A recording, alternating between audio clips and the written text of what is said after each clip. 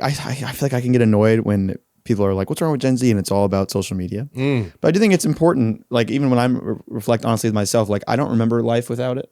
Yeah. I made my first Instagram account when I was in 5th grade. Yep. I don't know what it's like to be a teenager or to be an adult without everything I need to know or want to know or can know is right here all the time, constantly. And I have this second world that I live in on this thing in my pocket that feels just as real as the world around me. Right.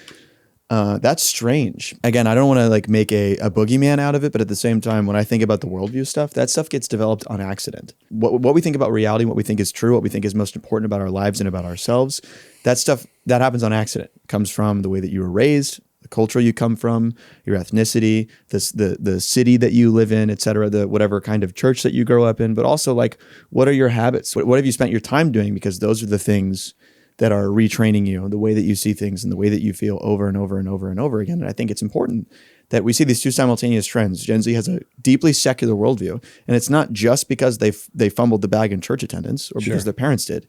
It's because there is this whole other utterly secularized world that is constantly at 1,000,000 miles a second reshaping the way that they think about reality, whether they know it or not, because that's how human beings work.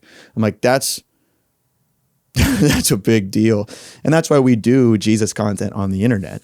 Like it is to be the like in your face breakaway from the rot that you've been on. Like, hold on, let me actually like, man, you're going to come here and this is going to be the worst thing that you do all day. Holy smokes. Let me just like add something into the pot that wakes you up and makes you feel like, ew, why am I still on this thing? And gets you off and like, I need to pray.